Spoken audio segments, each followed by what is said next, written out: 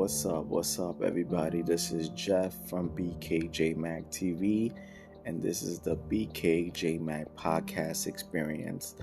And today's episode 18, we're talking about Rap Trap, Hip Hop on Trial. This is a new documentary from Hulu, and it exposes the blatant racism, the blatant discrimination of rappers, and what rappers have to go through, black and brown rappers have to go through when it comes to lyrics and music, versus their white counterparts. Now, I think everybody's aware of the situation that's going on in Atlanta with Young Thug, and how he's facing all these charges for running a so-called alleged criminal enterprise. And basically, they're using his lyrics against him as one of their star evidence to try to put him away for a long time under RICO. Now, his man's Gunna, I'm not even gonna put words on that situation, was able to find his way out of prison, leaving Young Gunna to really face a heavy blunt of the charges on his own. Now, Young Thug, one thing about that case that disturbs me is the fact, and this is the purpose of this episode, is the fact that they're using his lyrics against him, which is pretty grotesque in a sense. They're using lyrics. So what I've just noticed recently, and now I'm aware of it, and this is because of the documentary I'm watching, Rap Trap, Hip Hop on Trial. Basically, rappers who express their lyrics on music, on rap sheet, bars, saying they're gonna do this, they're gonna do that, or they did this, they did that. Police, government officials, they're looking at it and they're using it as a way to basically lock these individuals up, these black and brown men up. However, when their white counterparts do it, like country singers, Johnny Cash, punk metal artists from the underground say it and they do it. And their lyrics, nothing happens in them. They're not being watched at all. They're not being harassed at all. However, if a black artist do it, like a Snoop Dogg, a Dr. Dre, or the NWA, when they wrote "Fuck the Police" or such and such, America's ready to come after them, and they're ready to blame rap music for the cause of violence. You know, if the government actually took the time to actually read the lyrics properly and try to understand the lyrics, they would see that the rappers are writing about their lives in a metaphoric way, but the lives that they're living. Some of them live in slums, roaches and mice. You know, with the crack selling their mama sofas in the back for drugs. You know, there's so much different things, violence. You know, neighborhood shootings, all that crazy stuff. They're talking about it in the lyrics. They're telling a story about what's going on the block. And the government's not paying attention to that. Instead, they want to come out and prosecute these young black and brown men, you know, who's trying to make an honest living, you know.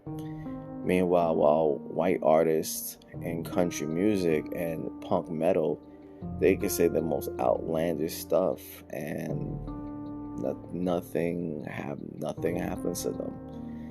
It's almost like a double standard. It's like the criminal justice system. It's like you have a black brother and a white brother.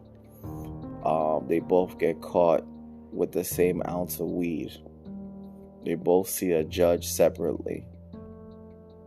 9 out of 10, the black brother, he getting 10 years, while the white brother probably getting 6 months in prison. 6 months. And mind you, they did the same crime, same amount of weed, but one is getting 10 years and one is getting 6 months.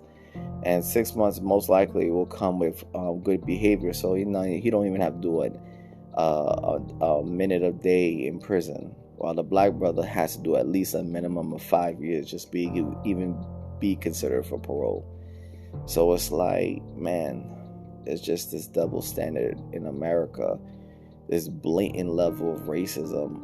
You know, when we had Dr. King, when Dr. King was alive, when Malcolm X was alive, when A. Philip Randolph was alive, when Frederick Douglass, Booker T. Washington was alive, W.E.B. Du Bois was alive.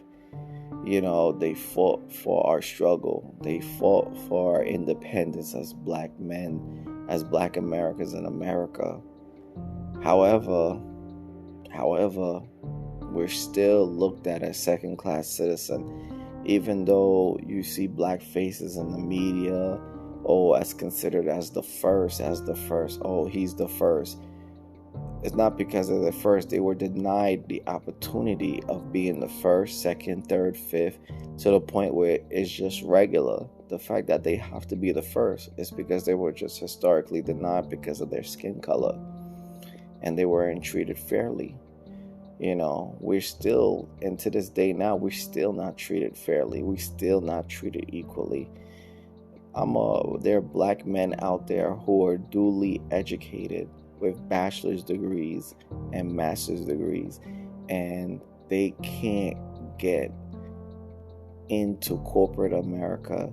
They can't sit on the table of Wall Street. They can't get the high-paying jobs because of this malicious, disgusting underground belly of racism being conducted by not all, but certain members of the white community. I don't know what it is. Maybe it's their sick fantasy of wanting to watch us be held down. I don't understand it. I think it's disgusting. They want to see us down in the bottom. And what's worse is they bring in certain people of color to so-called saying that they're the first, that they're representing us, and they're really not. They don't hold our best interests. They don't do what do they do for us? Nothing. And they look at you and they're like, oh, I'll make sure I keep you buried. That's the worst. That's called prejudice within our own race. That's the prejudice. So, to be honest, it's like what you see in music and the discretion on how blacks are being treated, and when you see in real life, the discrimination of being held back and not being afforded the same jobs as our white brothers and white sisters out there, to the point when it comes to the criminal justice system, where the same a white brother and a black brother could come up do the same crime, but they're not getting the same time. Tell me about that. And then you have things like wrestling, like WWE, who continuously use black tropes, the stereotypical black tropes, and try to put down the black race as opposed to bringing up the black race. And it's just, it's just tiring, man.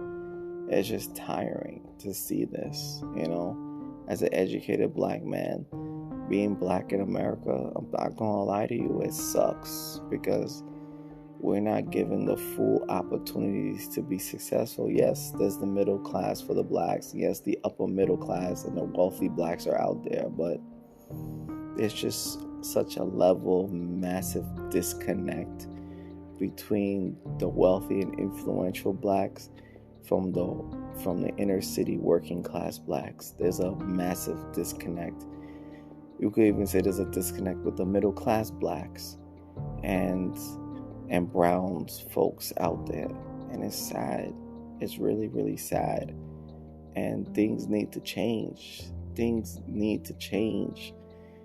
It's anti-capitalism when we just don't invest within the black and brown communities in America. And when we don't do that, it's one of the reasons why there'll always be perpetuated discrimination by a certain number of white folks towards the black community when it comes to musical lyrics and the criminal justice system and living in many other areas in America. So if you don't believe me, check out this documentary. It's called Rap Trap. Hold on. It's called Rap Trap Hip Hop on Trial. Definitely check it out. It's a good documentary, and you'll be surprised by the level of discrepancy, the level of hypocrisy that's levied against rap music versus white music when it comes to spitting the same type of lyrics. It's kind of shocking and it's appalling at the same time. Sometimes, what do you do as a black man in America? What do you do as a brown man in America when the institutions that you look forward to helping you get success to the next level in life lock you out because of your skin color? What do you do? What do you do when you don't have connections because of your skin color? What do you do? What do you do? That's my take on that. Thank you for listening. Peace, love, always. One.